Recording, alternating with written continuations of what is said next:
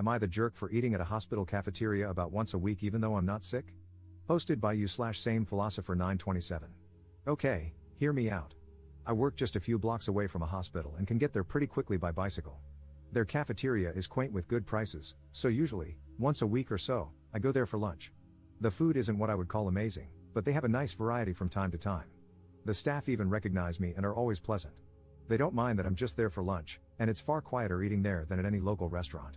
I'm on the spectrum and don't like loud noises, so the quiet lunches in this place are a godsend for me some days. Recently, my sister found out I've been eating at the hospital and went off on me about how hospital cafeterias are only supposed to be for people who are at the hospital because they need to be. I retorted that I was giving them business, and it's not like I was taking food out of the mouths of patients. Plus, I only go once a week, so what was the big deal? But she still insisted I was wrong. Then she got our parents involved, and they're siding with her.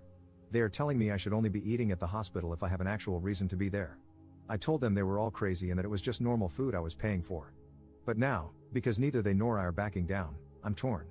Am I the jerk for going to eat lunch in a hospital cafeteria once a week just because I work nearby? Update 18 days later. I really apologize for the length of this post, but writing down all the details took way longer than I thought.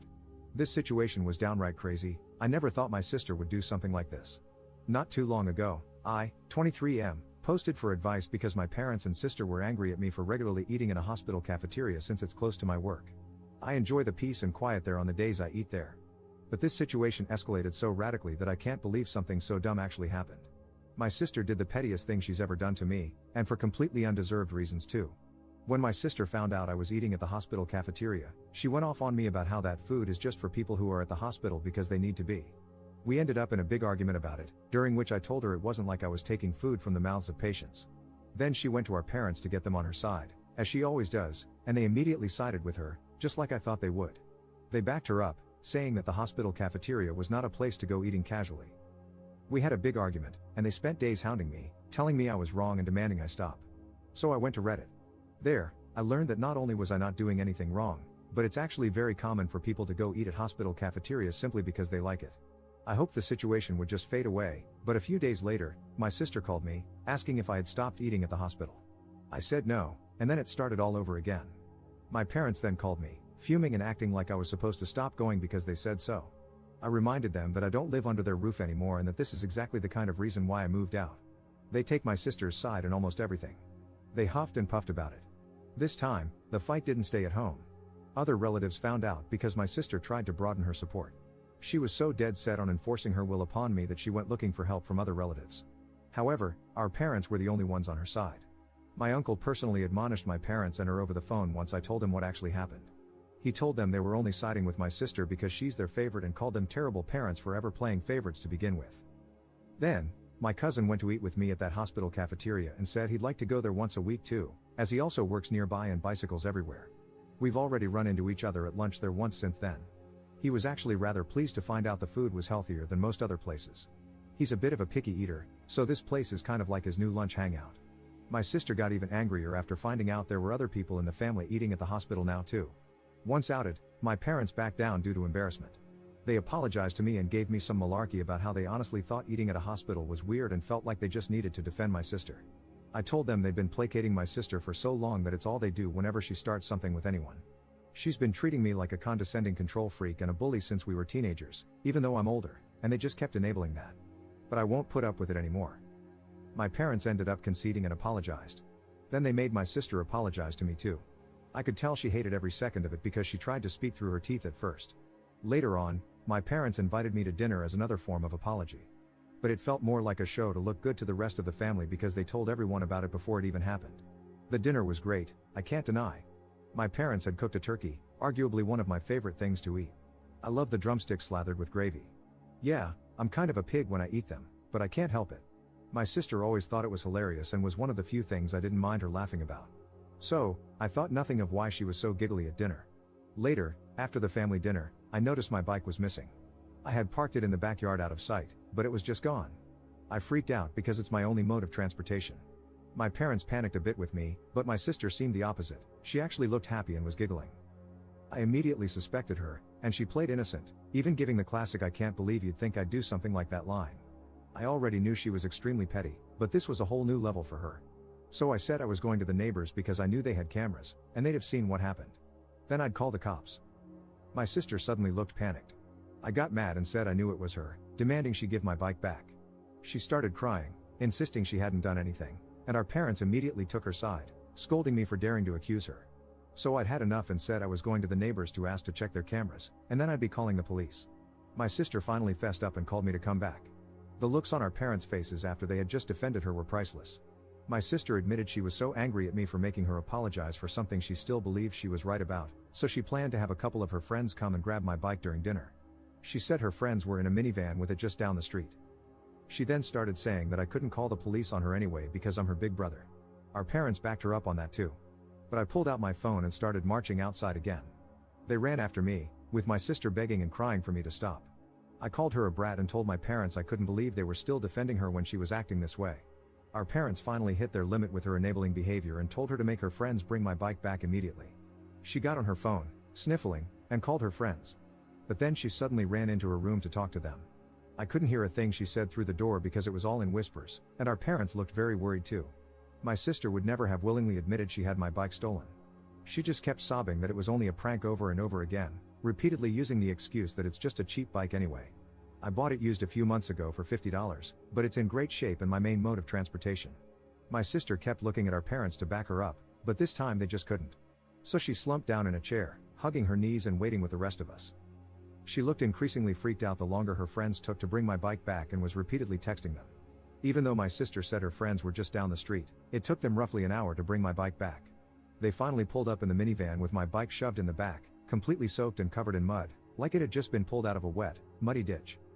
The bike is a 700C, so it's too tall for either of them to ride. They had simply driven up, grabbed the bike, and dragged it into the van as quickly as they could before taking off. I say they stole it because I was almost certain in the moment that my sister had told them to dispose of my bike. Had I not pointed out that the neighbors had cameras, I might not have gotten it back at all. When her friends finally arrived, their legs were muddy and wet nearly up to their knees. They both begged me not to report them to the police for taking the bike. I asked them, while recording, to tell me the truth and pointed out that the neighbors had cameras. I asked if my sister had told them to get rid of my bike. They broke down and admitted that yes, my sister had instructed them to take the bike and dump it in a pond a few miles away. They had to go back and retrieve it when they realized they were caught. My bike had been nearly completely submerged in muddy water. Thankfully, I didn't have many added accessories on it besides a detachable headlight and my water bottle. However, the water bottle was missing. I wasn't surprised by what my sister's friends told me, and I had them tell our parents too. They laid into my sister until she was bawling on the floor, kicking and pounding like a toddler. I hadn't seen her act that way since she actually was a toddler, and I found it mortifying that she was still like this on the inside. Then she shut herself in her room. Her friends were banned from ever coming to my parents' house again. Afterward, my sister was forced to come out of her room by our mother and make another big apology to me. Our father then forced her to wash and oil my bike from stem to stern under his supervision while I took apart the headlight to clean and dry it. By the time my sister was done, it was dark outside. She glared at me like I was the devil when she came back into the house, but our parents immediately shut her attitude down and said they'd never been more embarrassed by her in their lives. She went back to crying in her room. I had a very frank discussion with my parents about my sister's childlike behavior and how it stemmed from their spoiling and enabling. I told them I couldn't believe I had to be the voice of reason, but the fact that she was on the floor crying like a toddler, kicking and pounding, showed that she's still mentally a child because of them. I pointed out that they kept making me the scapegoat whenever she screwed up, so she barely knows any sense of accountability. For once, they didn't argue with me about it. Afterward, my father silently drove me and my bike back to my apartment in his SUV. He also gave me some money to replace my bike's missing water bottle before we parted. My sister and her clique used to harass me a fair bit whenever we ran into each other. They made fun of me as a group whenever possible, and I usually just ignored them because they bored me. That really seemed to tick them off. After the bike incident, I received numerous messages from numbers I didn't recognize, cussing me out for making my sister cry over what they called a silly prank. Knowing her, my sister probably fed everyone she knew a very different version of the story. I responded with lengthy replies detailing what actually happened and even stated that I have recordings of her friends admitting the truth. Some people at my sister's college found out what actually happened, maybe from my texts or perhaps because her friends spilled the beans. It embarrassed my sister so much that she came home in a crying tantrum about how people there were calling her and her friends B-words and bike thieves. I may not have gone to college, but I know students who need their bikes are very protective of them, especially since many live on shoestring budgets. My sister said someone even joked that they shouldn't leave a bike around her because it might just disappear if she had to apologize to anyone. She ended up so upset that she refused to leave her room for 3 days to have her pity party. My parents called me up to try and turn everything on me again. I reminded them about the discussion we had days before and told them they needed to stop babying her and let her deal with the repercussions of her own actions. If she fails her classes again, it's because she's not trying like she should be. Then I went off on them, saying they were just looking for someone to blame to make her feel better. She created the problem, not me, and I wasn't going to be the scapegoat anymore. My sister is an adult, and she needs to act like it. They sounded defeated and apologized before ending the call. It seemed like they were genuinely hoping I'd just sit back and take the blame so my sister would feel better, but I never will again. Now my parents are trying to pretend this all never happened, and my sister, along with her clique, is avoiding me at all costs. Which, I suppose, is fine with me because I don't want any more drama. But if something like this happens again, I won't take it from them. Commenter. I remember your first post. Your sister is so bratty that she would have her friends steal your bike and ruin it just to make a point? And your parents don't see a problem with it? What did the rest of your family say about this? Ops response. Oh, they were furious with them. I didn't include details about it because the post was already way too long. But my aunt and uncle gave my parents one hell of a dressing down, twice. The first time was in person, the day after the bike theft happened. They had a long discussion with my parents about how their babying has prevented my sister from growing up and how she wouldn't be able to function without them if she never learns to become an adult. The second time was after my parents called me to try and make me take the blame when my sister locked herself in her room for 3 days. I talked with my cousin that evening when we met up for dinner, and he told his parents, my aunt and uncle. They called my parents to ask them what the hell was going on and told them they were beyond ashamed that they still tried to make me the scapegoat. They said they didn't care if old habits die hard, it had to stop. Let's just say my sister wasn't the only one crying anymore. No one has told me anything about what's going on with my sister at her college for a while, and she's been avoiding me. My parents also haven't spoken to me since that call, so I have no idea what's going on their end. Second update 7 months later. I was browsing YouTube yesterday when I saw a video about my last post and realized I never made a final update. So here it is. To start, yes, my bike is fine. I managed to prevent it from getting rusty or clogged up after my sister dumped it in a pond. It wasn't new to begin with, and thankfully, there were no new creaks or groans from it. I was worried something would go bad, but since it's a really simple single-speed bike, it works just fine after being oiled post-submersion. I also re-greased the crank bearings as a precaution. A few months ago, I replaced the rear tube and tire myself, and I still ride practically everywhere. Now, on to my bratty sister. She barely managed to pass college and tried to blame her low grades on me and her depression from the bike incident multiple times. However, even our parents stopped letting her get away with that. They finally reached their limit, cracked down on her bad behavior, and made her sit in her room to study whenever she had a pity party or tantrum. They even threatened to cut off the Wi-Fi and shut off her phone if she didn't get her homework done. She cried and said she hated them, but eventually, she sucked it up and complied.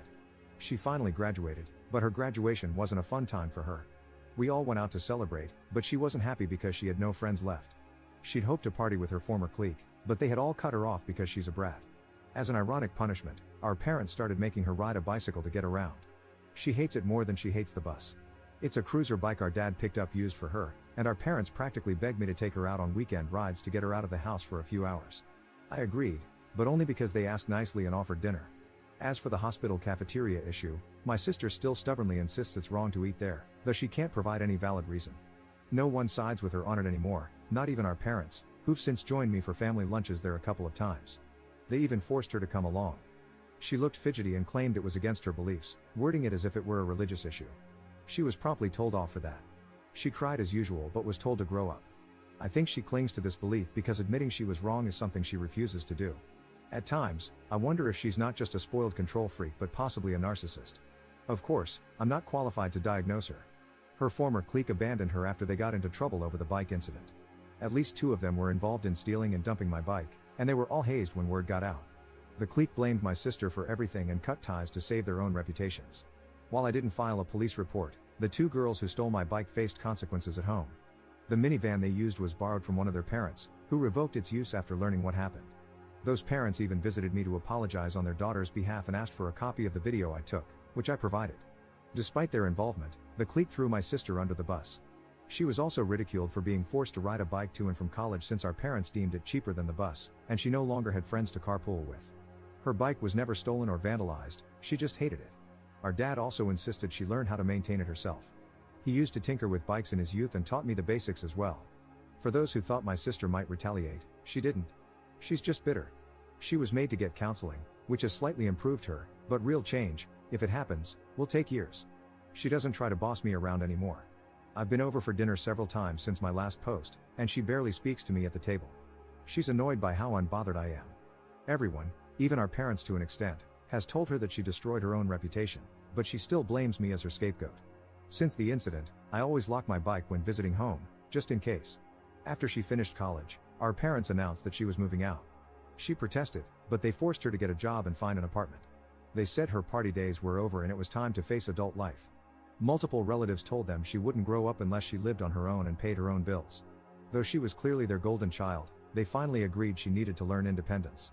She's not happy about it, as she loved being a spoiled leech, but she knows she can't blame me since I had no part in the decision. Still, she threw multiple tantrums, claiming it was just a bike, when things didn't go her way in college.